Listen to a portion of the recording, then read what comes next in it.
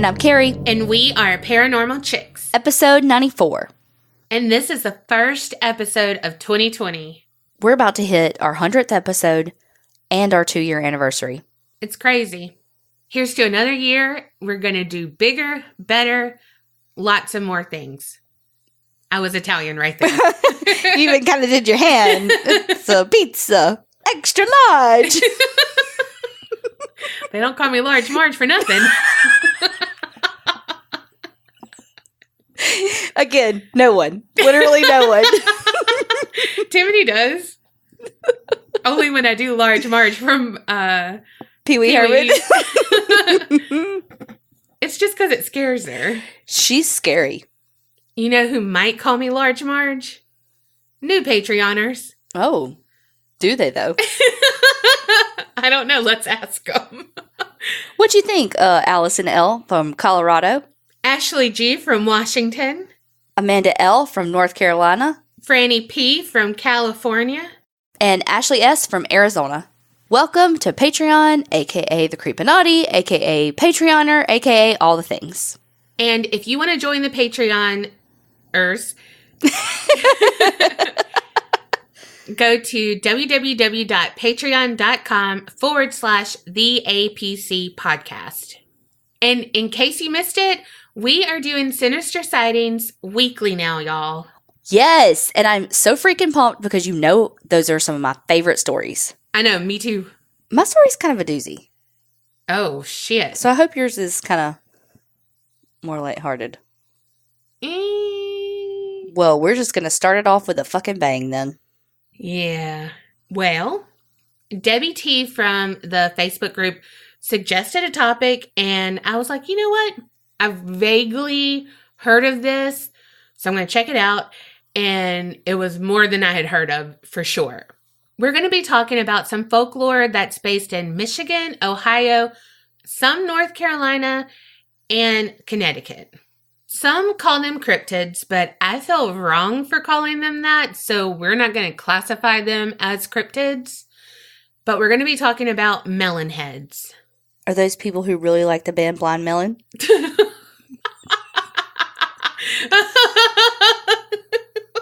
What? I cannot believe you actually knew the band name. Because that song makes my stomach hurt. I'm going to go with no. No. Not them at all. Who they are thought to be small humanoids with really big, bald heads. But it's like the brain part of their head that's really big. They have deformed arms and legs and really jagged teeth. And usually glowing eyes, either red or orange. 90% of the time, they are in hiding. But when they do come out, nothing good ever comes of it. They're usually described as being aggressive and feral creatures. And then when they do venture out, that 10% of the time, it's at night. And usually using the darkness of night as kind of like a weapon. So they can go undetected and get into mischief or go and hunt things or people. What?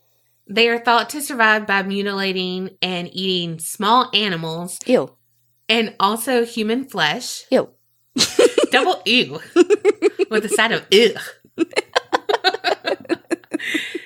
They are also said to terrorize and even kill and eat the people who wander into their territory, even if it's by accident. So some of the people who have disappeared in those areas, those states that I mentioned before, Ohio, Michigan, Connecticut, all of those, when people disappear, sometimes if it's by locations that Melon Heads are supposedly around, they will blame Melon Heads for these people's disappearances. What? I do want to say the reason I don't want to label them as cryptids like some people do is because they are human or were human at some point until something went terribly wrong. Allegedly. The different states do have different origin stories, but they all basically start out with the Melon Heads being human and being mistreated in some way. In Michigan, the Melon Heads are said to be seen around Felt Mansion, and they were originally children with hydrocephalus, Okay. which is water on the brain. Mm-hmm. And they lived at an insane asylum, which was called Junction Insane Asylum, which was near Felt Mansion. Along with that origin story, it says that the children endured physical and emotional abuse at the insane asylum. Did you say a year for this? No. Okay. Because I'm like, fucking, of course, these poor kids were at an insane asylum for fucking hydrocephalus. Right. Yep. Which we know from the other asylum stories I've done, like anything different. Mm-hmm. It was like, whoop, put them in there. Mm-hmm. It's like, cool, okay. Ugh. Anyway. And yeah, they were treated terribly all the time. Because when you put someone away and never check on them, never do anything, there's no accountability for the people who take care of them. Right. And so they can just do whatever the fuck they want. Yeah. And they will, especially in a place like that you know that the staff is underpaid, underappreciated, overworked, understaffed, all the things. Yeah, and you know it has to be stressful. Yes. And so they're just, sometimes they're just doing the best they can just to get by. Yeah. But then sometimes in those positions, you attract the people who are going to do bad things. Right. And then if you think about it, these children who have nothing wrong with them are with other people who do have, varying levels of like mental illness kind of thing. Yes. And so if they're used to whatever kind of outburst or episodes or whatever, and then these kids are just being kids, like they're going to treat them the same as an outburst. And it's like, it's not the same. Maybe an adult going through a psychotic break. And, a kid having a tantrum or, just like wanting to play with the ball some more or whatever. And it's like, they're not the same. Yeah. So I don't know. It just is heartbreaking. So when you said like, is your story light? And I'm like, no, just because of the nuances of the stories. Well, so after all of that we just discussed, they said that these children became feral and and they were like, okay, we can't deal with them. So we're just going to release them into the forest. If they survive, they survive. If not, good riddance. Oh my God. And that's what they did. And how they survived is killing what they could and, all of the things. And then it just came to what, you know what I mean? Like they knew no better.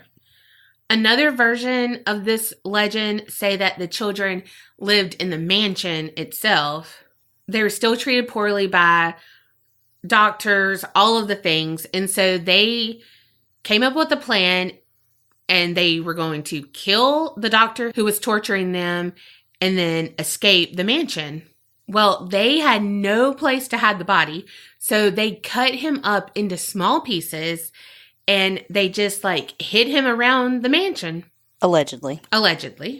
Well, rumors started circulating that teenagers had broken in and saw ghosts of these children and claimed to see shadows or remnants of the doctor's murder. It was kind of like a projector, but it was coming through the lights from an open door. Yeah, almost like a hologram kind of? Yeah. Perfect. I was going to say from Anastasia. Do you remember that cartoon? Never saw it. Movie? I know what you're talking about, but I never saw it. Oh my God, I love that movie. I feel like you knew that I've never seen it. I've never seen anything. Apparently not. That movie's so good. Is it? Yes. How do you know? You haven't seen it. It's about fairies, right? No. Oh. Anastasia. Oh, okay. Because saying the name definitely makes you like, oh yeah, I've seen it. All right, so now we go to Ohio. And in Ohio, the Melon Head stories are usually associated with Kirtland, which is a suburb of Cleveland. Their local lore is that The Melon Heads were originally orphans, and by either being kidnapped or a secret deal with the mental hospital that he worked at, they were acquired by this doctor known as Dr. Crow and sometimes Dr. Melonhead. I know. Either way, however he managed to get them, he subjected them to several different bizarre experiments, and they all focused on the brain and the head, which... Hence. Yeah. Extra large heads, melon heads. And it was basically due to the severe trauma from all of these experiments, so their heads would be deformed or misshapen. But it goes a little further in that some of his experiments included lobotomies. Oh, of course it did. And so they said that the melon heads were docile because, hello. You destroyed their frontal lobe. Yeah. And how people saw them is that sometimes they would, manage to escape from the place, but they were kind of just like wandering around because they had... No cognitive faculties, basically. Yes, thank you. And so he would just round them back up because it wouldn't take him long to catch up to him. And all this is allegedly because this is a folklore origin story, but if people in the community saw them, they would be like, oh, well, that's because, they're like that because they're there. Mm-hmm. They don't think that... He's caused that. Yes. Mm-hmm. They think that they're there because of it, not what you just said. And there are some variations where the children were already suffering with hydrocephalus, and then he injected more fluid into their brains, doing more experiments, and so they developed large hairless heads, and their bodies were deformed. Well, they did escape, and just like in the Michigan one, they killed the doctor, Dr. Crow, burned the orphanage. They didn't scatter his body parts around this time, though. Well, that was nice of them. Mm-hmm. Less to clean up. Well, but they go to the forest because that's what they know. And supposedly they feed on babies. What? Where did the babies come from? I don't know. They always have to make something bad. Baby what? Babies. And leave it open. Because baby anything is bad. Mm-hmm. In Connecticut, again, different variations. One says in Fairfield County, there is an asylum, and it was for the criminally insane, and it burned down in 1960. It pretty much killed all of the staff and most of the patients, but they had 10 to 20 inmates who were unaccounted for.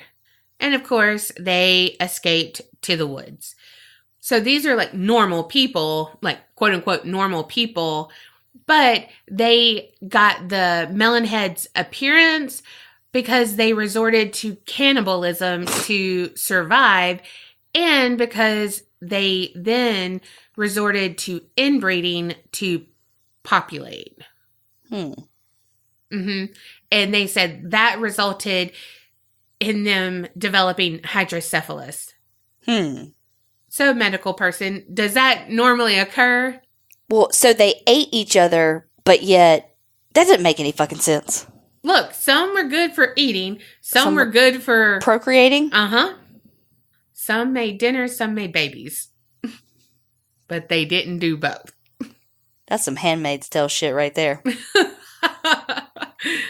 I mean, I don't know what causes hydrocephalus, but I'm guessing cannibalism isn't one of them. Another variation is that the Melonheads are descendants of a colonial-era family from Shelton Trumbull. And that family was banished after they were accused of witchcraft. And, of course, where did they retreat? To the woods. Yes. Again, in this variation, their appearance is due to inbreeding. And they do feast upon humans. They usually don't go hunt for them, though. It's if they come into their territory. All right.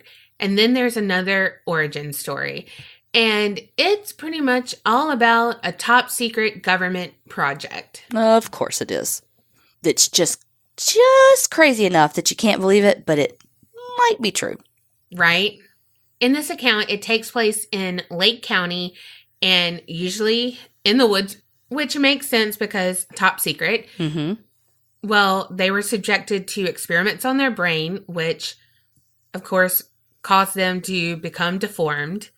Well, over time, some escaped and made their way to the town and cannot have that. You know what I mean? Like, what the hell is this?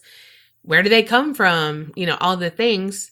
Too many questions. So the government covered it up, but they didn't want like widespread panic either of these creatures now, as they call them, with these huge heads and deformed bodies because...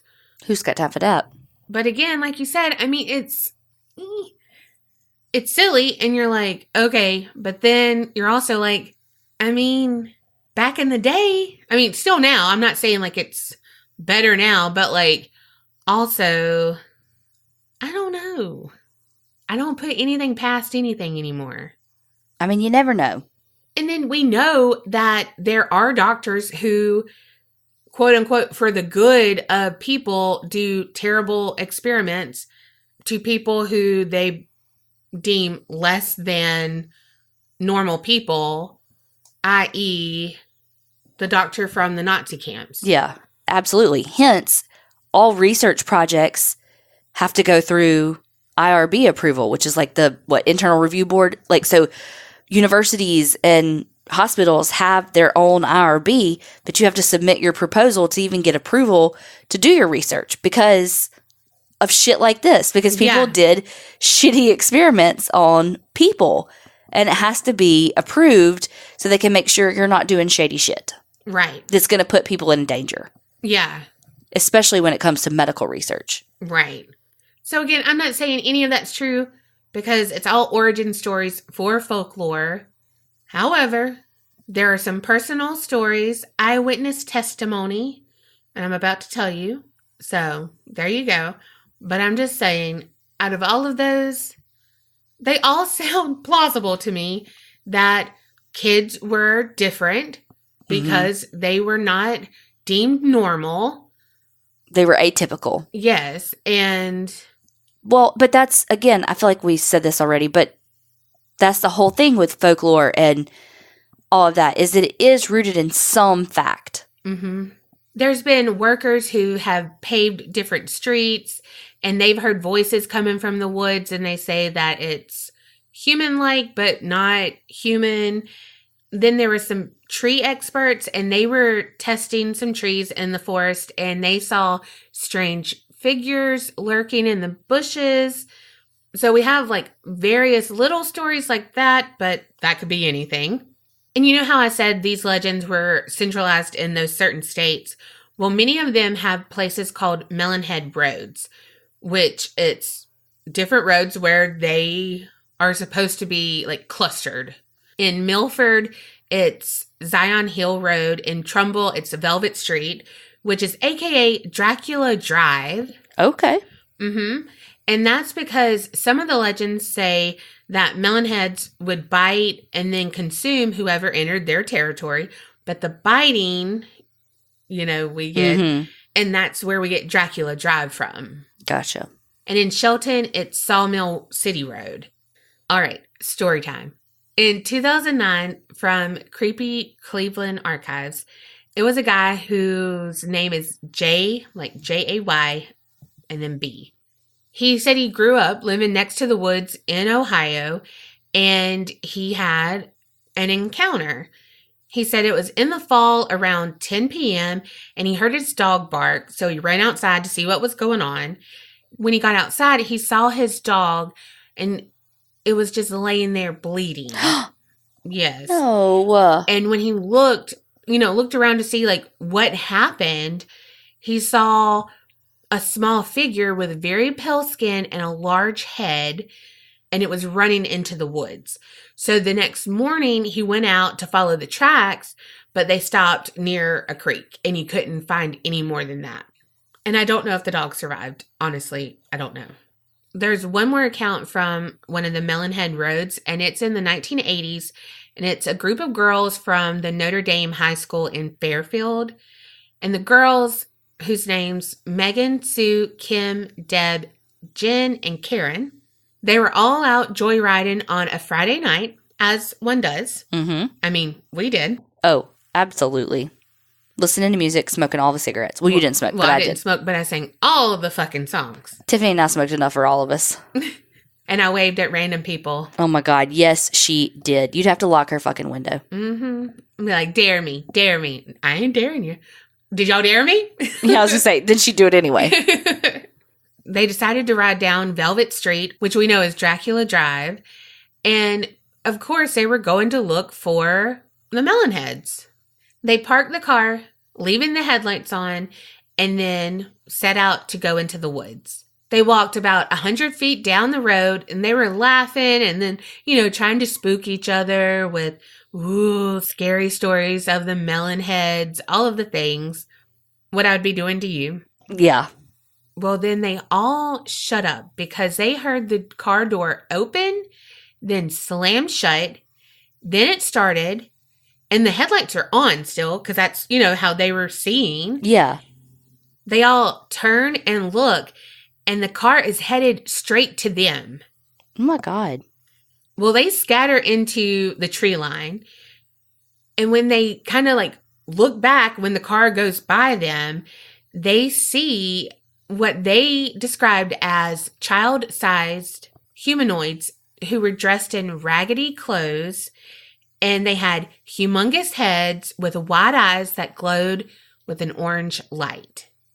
And they said that they could hear them giggle, and they just drove off into the night.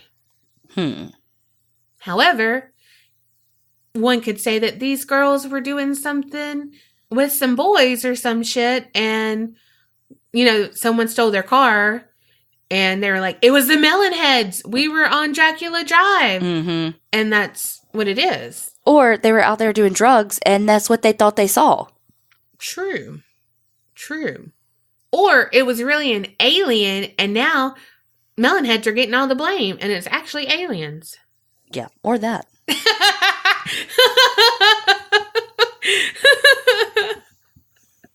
Plausible. Definitely the aliens and not them doing acid.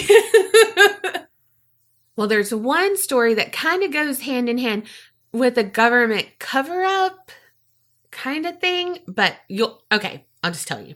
Okay. Picture it. Wickliffe, Ohio, 1964. Group of teenagers, they were minding their own business, out for a joyride, doing their own thing, but they were in prime location for Melon Heads. Well, all of a sudden, they passed by this creature who was very bizarre, your favorite word, but he was very bizarre looking, who was standing on the side of the road, and this creature just stared at them. Well, they slowed the car down to get a better view, and then the creature, of course, jolts off into the woods like, can't catch me, I'm the sticky cheese man.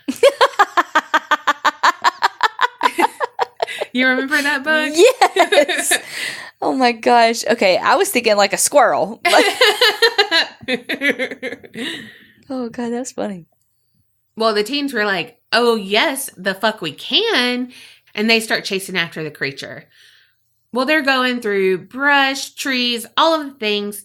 And they come to a clearing, and there's an old-fashioned house just in these woods. Well, there's an older couple who's sitting on the porch, and there's several kids who fit the Melon Head description, just playing around, it was normal life for them. Well, one of the teens is like, what? Yeah. And the older man said that he was once a nuclear scientist during World War II, and that the radiation that he had been exposed to had caused his children to be deformed with their heads, being larger. Like a birth defect. Yeah. And he said that the government paid him to keep quiet about it and then relocated them into this secluded area so they would, be kept a secret.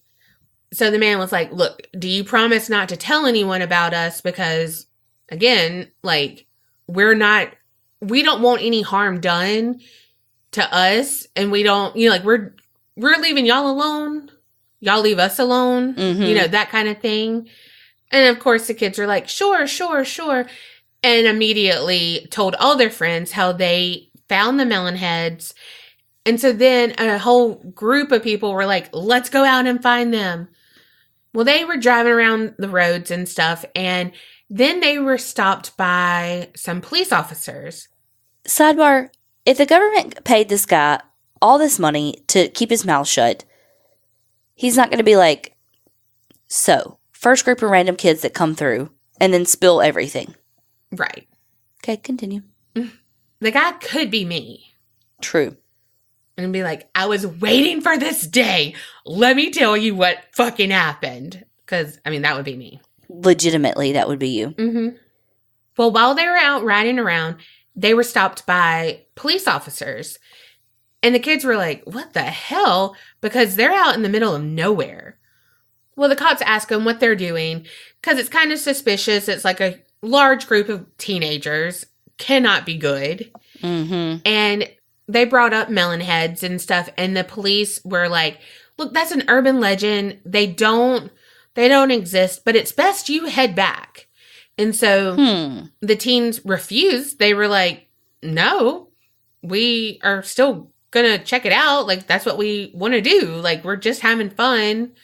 We're not hurting anyone. We're not trespassing. We're not breaking any laws.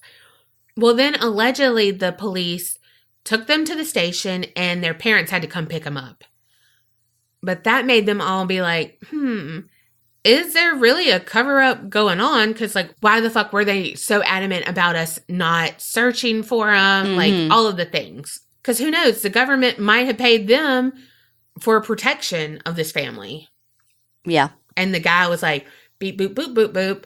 Hey, some kids came by, all of the things, like, whatever. And so the police were out trolling.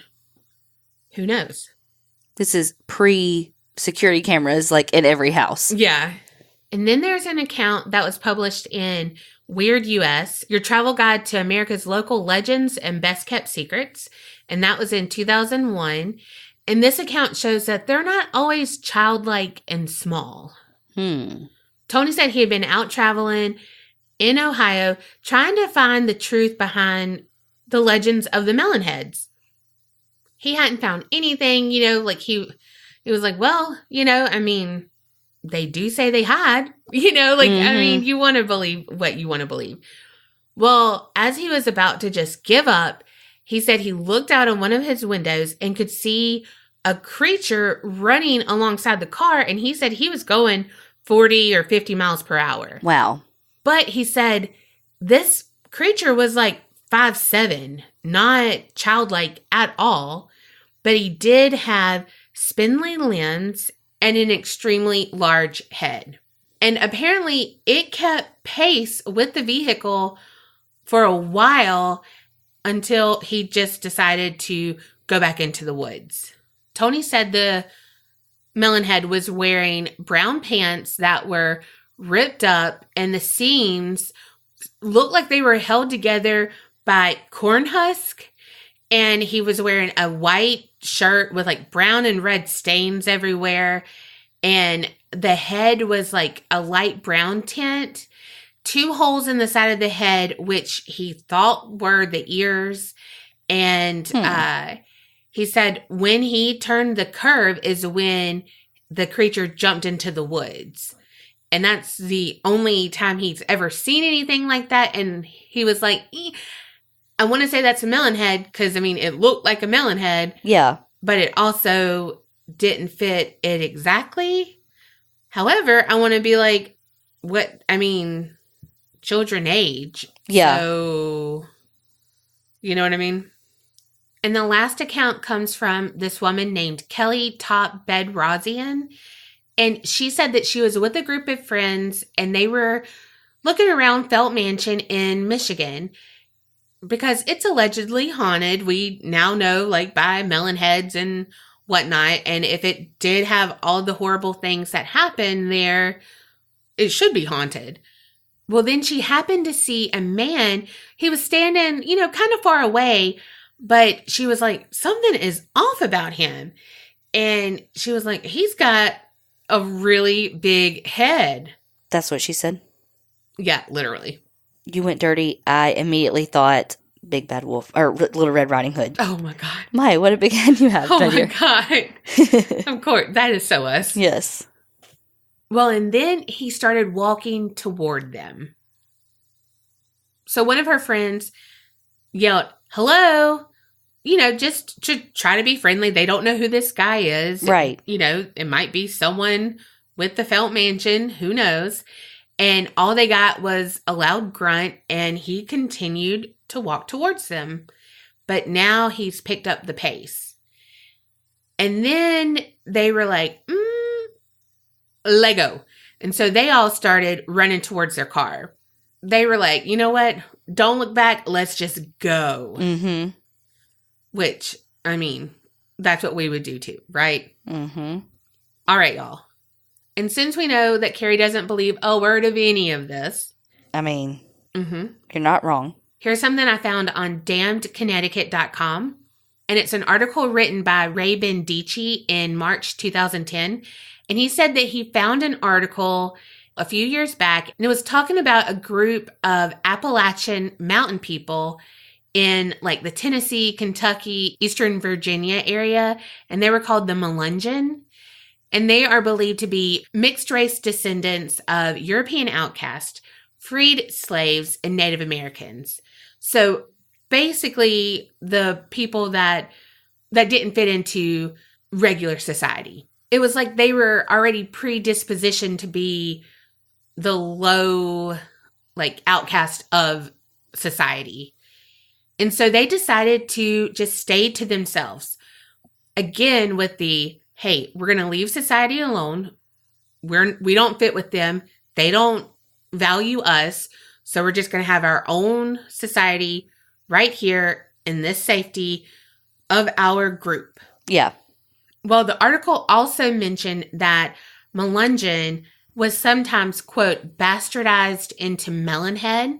And so it's possible that it could have been these people who were just living independently in the backwoods, and they got branded as, damaged, deranged, different.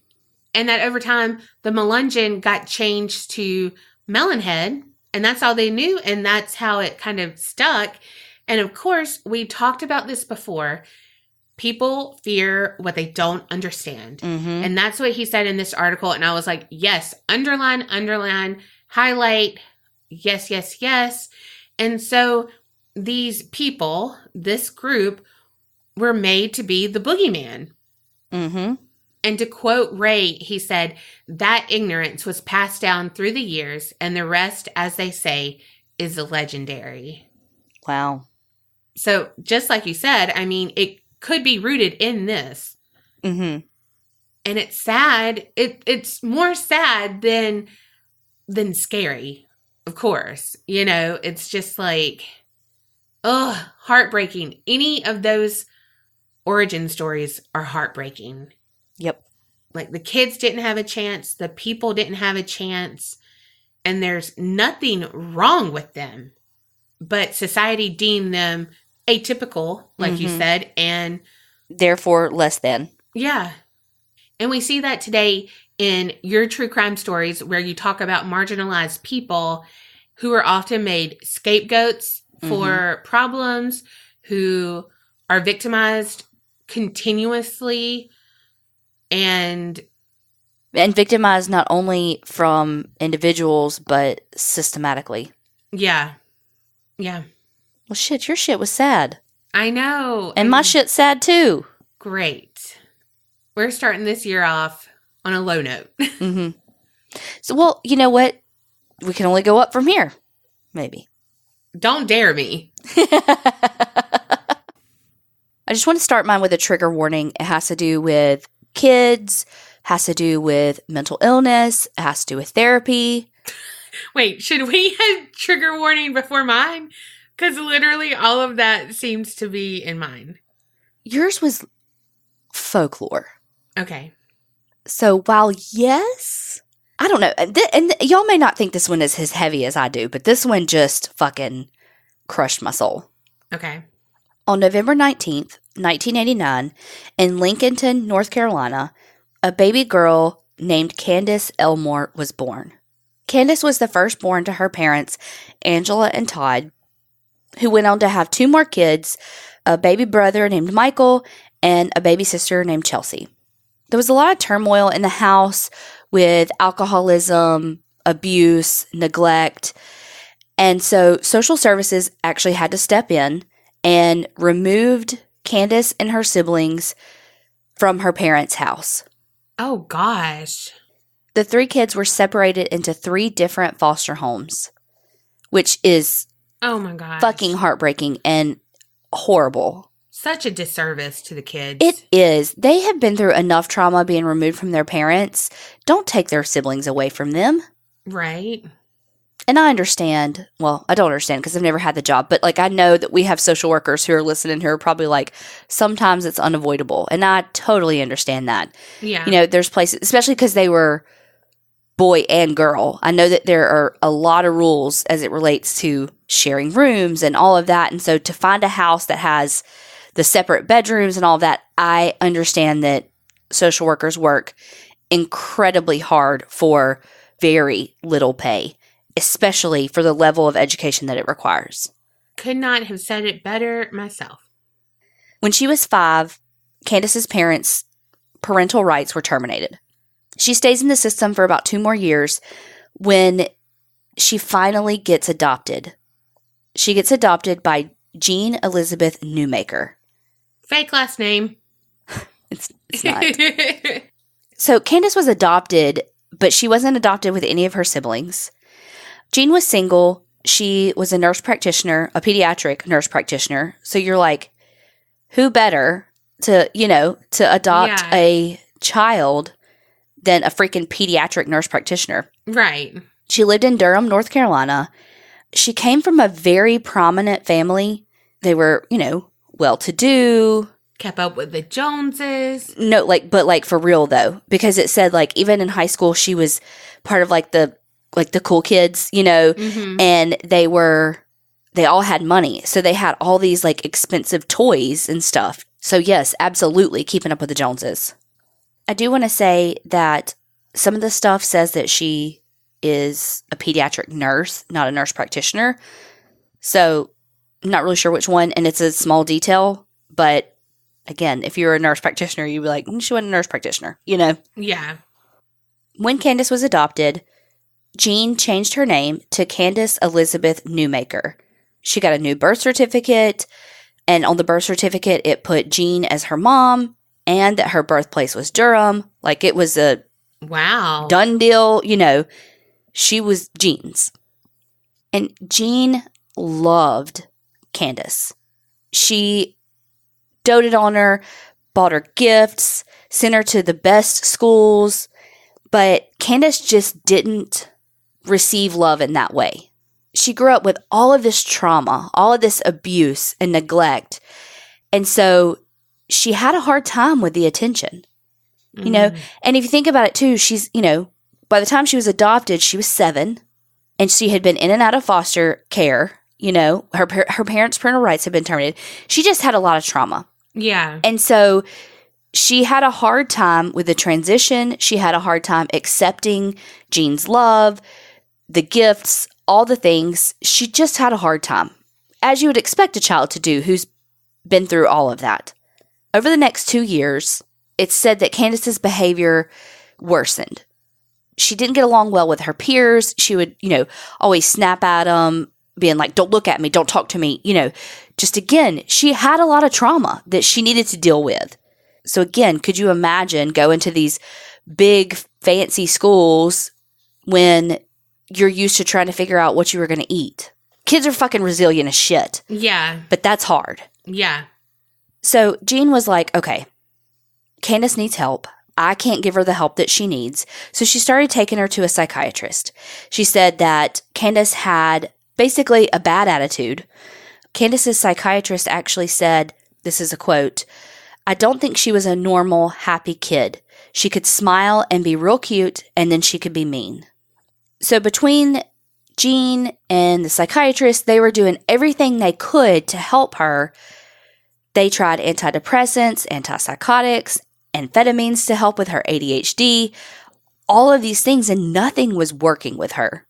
Meanwhile, me as the OT is like, yeah, she probably had some sensory deficits and needs fucking OT. Right, okay. Yeah. Let's have kind of a little bit of a holistic approach here, guys. But okay. Jean said that Candace had started like playing with matches. She was like a firebug, is, kind of what she was quoted saying. And that she killed their goldfish, which I feel like is very easy to do. Did she do it maliciously? Did she like flush it? What'd she do? I need more details on that. But, when I read this stuff from Jean and the psychiatrist, it almost feels like they didn't give her a chance. Like, she could have had some very, malicious behavior that clearly we're not going to understand from the articles that we've got. Nor were we in these psychiatry sessions. But, to say she wasn't a normal, happy kid, no, she's not. Right. No, you're fucking right. She grew up in an abusive and neglectful home in which her parents' parental rights were terminated. She was separated from her siblings and sent to fucking foster care. So no, you're right. She's not a typical child. Mm-hmm. So let's help her. Well, Jean being the medical practitioner that she was, she's like, let's figure this out. She's doing her research. She's trying to figure out what can she do. So when Jean's looking all this up, she finds a diagnosis that she's like, this is Candace. And she decides that Candace has attachment disorder.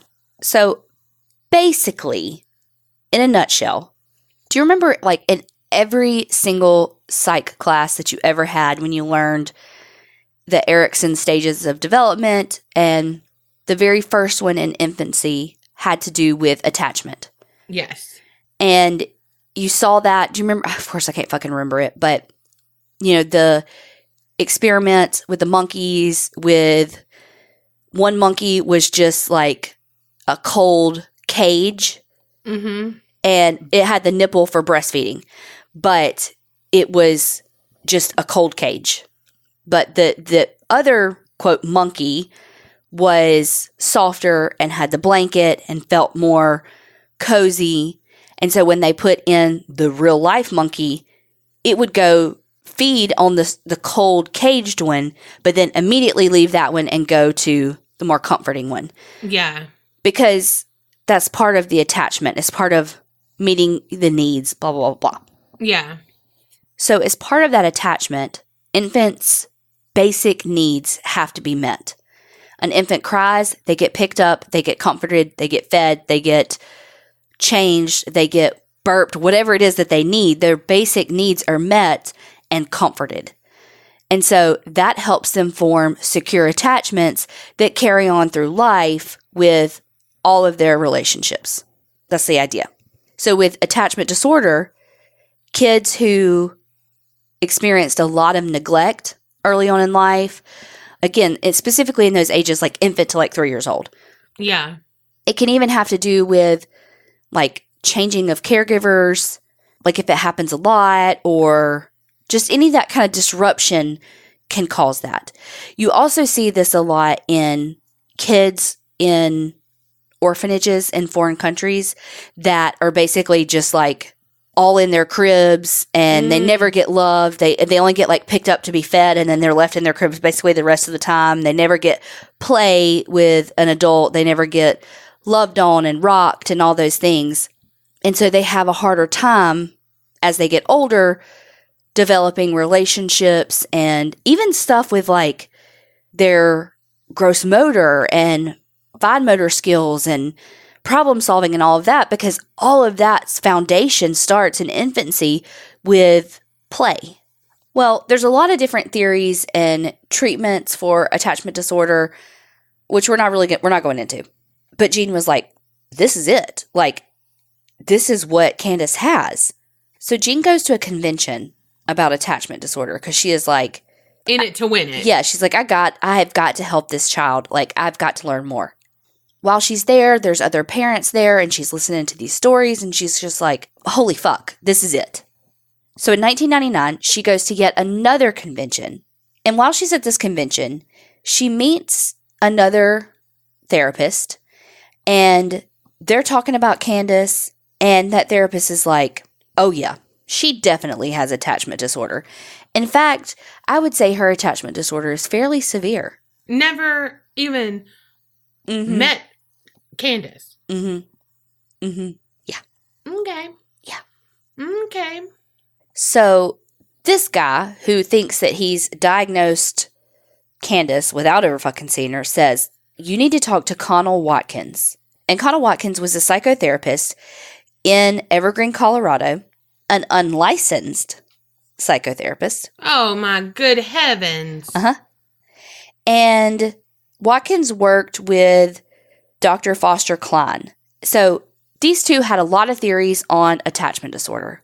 And again, this is very simplistic of how I'm saying this. But again, if it is directly related to the treatment during infancy of needs not being met, that kind of thing, their theory was that if you could recreate what that child missed in infancy, you were basically hitting the reset button on their brain. Oh, good heavens. Right. So basically the theory is you reset their brain and you take away the attachment disorder. That's the theory. I'm doing a slow blink. In January of 2000, Jean was determined that she was going to get Candace in some good, almost like immersion type therapy to get her over this attachment disorder. So she signed Candace up for this 2-week therapy extravaganza in Colorado. I feel like this is a cult thing with this whole therapy thing. Like, they're not legit, but they're legit, but they're not. And it's a lot of money and will solve your problems, but not really. By a lot of money, you mean $7,000 for this 2 weeks. $7,000? For 2 weeks? And here's the thing. It's rooted in some truth. That's the problem. Yeah. But that's with same with your story. It's rooted in some truth. So it's like, no, that kind of makes sense, Well, their therapy was all about rebirthing. So now what I'm picturing is basically The Handmaid's Tale, but instead of having sex, the wife is going to be in a tub and whoosh out the grown person. Kind of. Okay. Kind of. You have been reborn. See, fucking cult. I told you. Basically, the one on TV where they put their hand on you and you go back and you're healed. It's not, but I can see what you're saying. Okay. Before the start of the therapy, they took Candace off of all of her medicine, because that's really what you're supposed to do with fucking antipsychotics. Just stop them. Right? No, the fuck it's not. Yeah. Don't just stop your medicine, people. No. That is the last thing that you need to do. Even steroids, people. I know. It has to fucking be tapered. Don't just stop taking your medicine. Follow as directed by your physician. Yes. Or nurse practitioner. Or whoever your provider is. So she's not taking the amphetamines for her ADHD anymore. She's not on her antidepressants. She does take one medicine still that is supposed to calm her down. And Jean said that basically this is because Candace had, quote, assaultive behavior. But it was never said, specifically, in what way, So these 2 weeks were supposed to be full of therapy sessions with Connell Watkins, who, again, was not fucking licensed. So they get there. The therapy begins. She's on that medication that calms her. It's basically making her a zombie. But the therapy begins. They start doing what they called compression therapy. And basically, this was to simulate her, going through the birth canal. Okay. Being reborn. So she was wrapped up very tightly in sheets, but her head was out. And so she would have to lay on the floor wrapped tightly in these sheets with cushions all over her. And then Jean would like lay on top of her. In essence, they were lying perpendicular to one another, kind of like making a T. Okay. And so the idea of this was that Jean was on top of her, like kind of in the in charge position. And so that would, and I did air quotes, and that would kind of help to reset Candace's brain to recognize Jean as being the mother and the one in charge. And then they would do this for 3 hours. No one can be a human burrito for 3 hours. Mm-hmm. Then, when that was finished, that 3 hours was up, Candace had to lay in the fetal position in Jean's arms while Jean fed her to simulate being a baby and those needs being met. If y'all could see Donna's fucking face right now, she looks like that witch gif from Snow White that's going under the... Do you know what I'm talking about? The one I always like sent that's confused. Thing, yes. Thing. When she's like, her eyes are going back and forth. Yes. I'm too fat to get in the fetal position. Well, you're not 10 years old. So this is only for kids? I guess. Okay. Well, 10-year-olds can be big. Shit. I was. I was too. Fuck. I'm just thinking, I don't know. But did she feed her with a bottle? I think so. Okay, because that's where I was like, wait. This, I don't, Yeah, I think so. Okay. I mean, that's, but better than what my mind went to. Thank God it wasn't. Yeah, that, too much. On April 18th of 2000, Candace is in a therapy session with a therapist named Julie Ponder. They're at Connell Watkins' house. Sorry, I know it's a lot of names. Now, Julie Ponder is a therapist. And she ponders. Without a license. Oh, gosh. I love how these people just make up titles for themselves. Well, okay. So, to set the scene, like I said, Candace, Julie, she has these, quote, therapeutic foster parents who were there, which were actually like, I think Connell's assistants, maybe. Like they were in school or something. I forget. Anyway, Britta St. Clair and Jack McDaniel, they were there. And then the adopted mother, Jean. So the therapy session starts. And it's all recorded. When Candace gets in there, she's tired. She's yawning. She tells them that she didn't sleep very well, that she had a nightmare, and that this is a recurring nightmare. And in the dream, she's being murdered by her birth mother. To which the therapist replies, and I'm using that term loosely, that Jean loves her and, is going to take care of her, all the things. So then the rebirthing process of the therapy session starts. So Candace is wrapped, like I said, in the flannel sheet and all the things. There's a few people there. Like I said, Julie Ponder, the quasi-therapist. Connell Watkins, who we know too, sucks, fake, all the things. His office manager, Britta St. Clair. Her fiance, Jack McDaniel. And Jean. I know that's a lot of people, but it's important.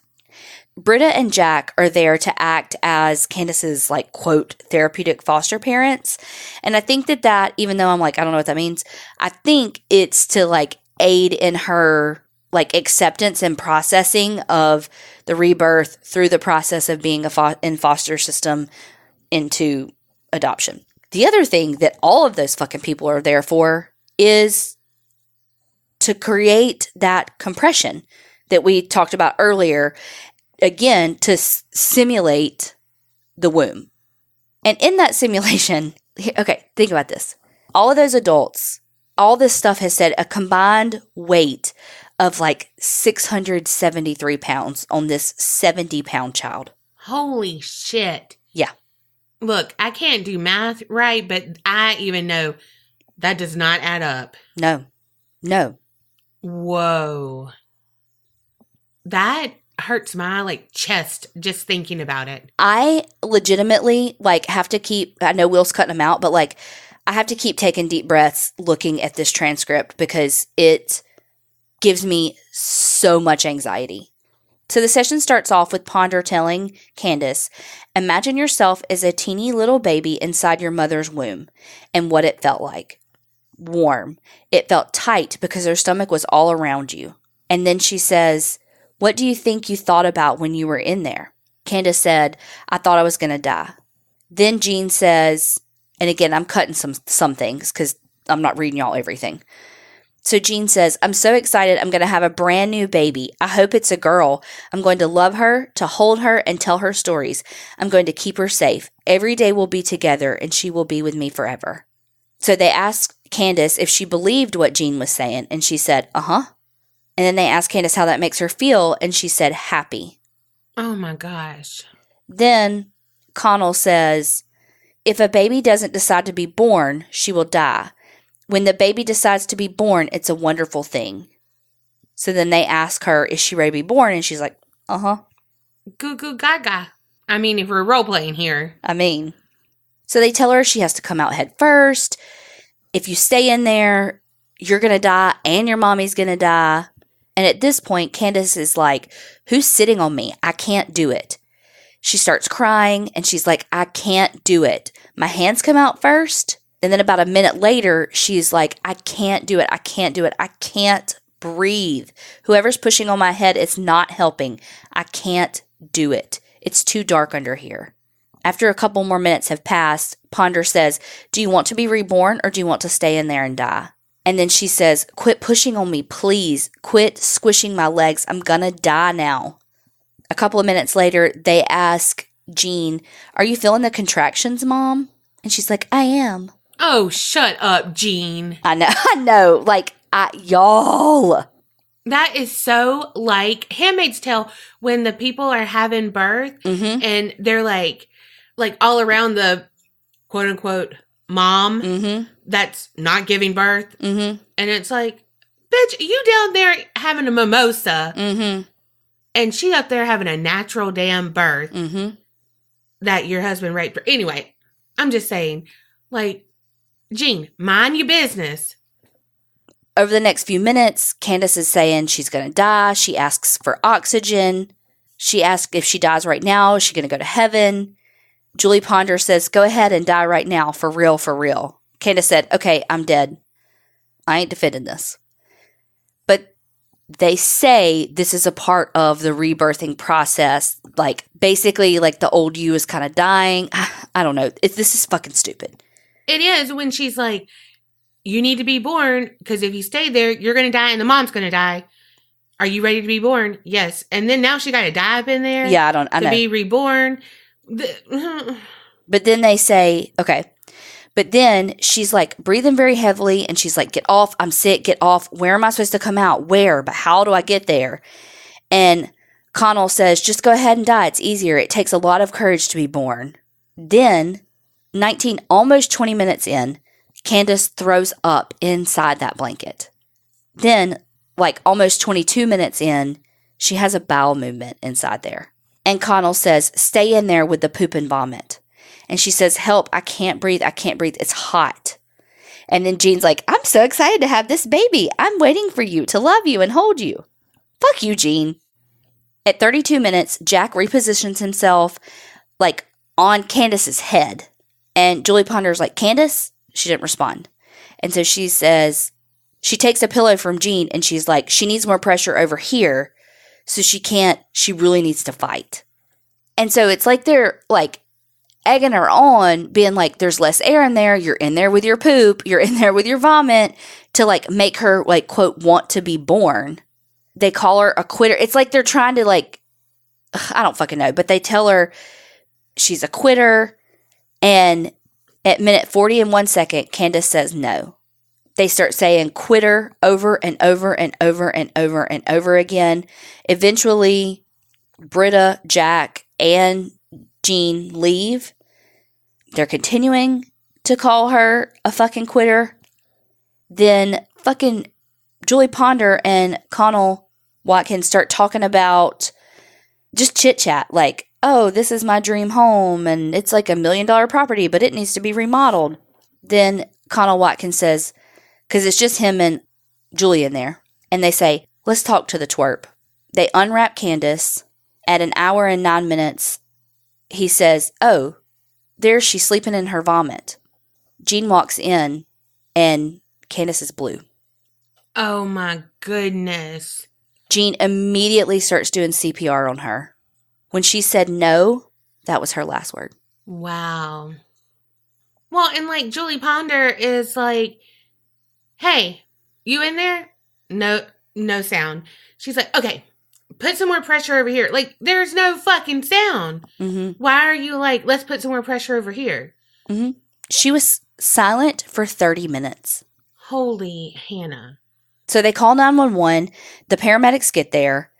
She's got some blood around her nose. She's blue and cold to the touch. The paramedics are going to say, who's the doctor in charge? And they're all going to be like, technically we're not licensed, but we have all the experience we need. Well, the paramedics get a pulse.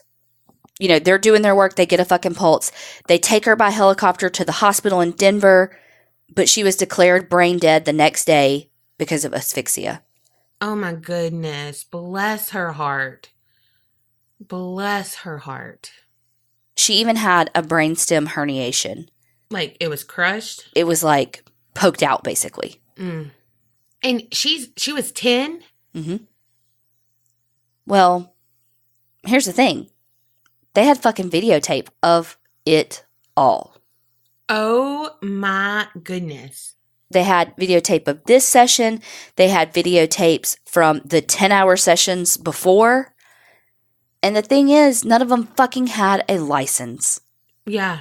They should, I mean, aside from the fact this is fucking hocus pocus bullshit therapy to begin with, none of them had a license to practice. I mean, honestly, I feel like this was in like 2000, Yeah. right? Yeah. They could have just had a fucking course from Wipeout. I'm just saying, like, you know, they go through all these things instead of having 675 pounds on top of a 10-year-old. I know. You know what I mean? Like, yeah. Like, she's 10, 70 pounds. Literally, we could have had a fat cat on her and it'd been like, there's pressure. Yeah. So they ended up charging them all. Good. Sorry, I got my angry voice on. No, it's okay. Connell Watkins and Julie Ponder were tried and convicted of reckless child abuse resulting in death, and they got 16-year prison sentences. 16 years? That's it? Then, Britta St. Clair and Jack McDaniel, they pled guilty to criminally negligent child abuse, and they were given 10 years probation and 1,000 hours of community service. Are you fucking kidding me? Jean pled guilty to neglect and abuse, and she was given a 4-year suspended sentence, after which the charges were expunged from her record. No. Mm-hmm. Look, she might have had good intentions to help. I get that. But good intentions that ends with a death, mm-hmm. It's still bad. Mm-hmm. It's still murder. Yeah, it's still negligence. It's still murder. Yes. Also, I feel like Connell and Ponder, mm-hmm. they should have something with, like, they were doing therapy without a license. Mm-hmm. Well, and here's the thing. Connell, like I said, sentenced to 16 years. He served 7. Are you kidding me? Mm-mm. Like, they're out. They're out. And they killed this girl. This innocent fucking child. That they called a fucking twerp after they murdered her.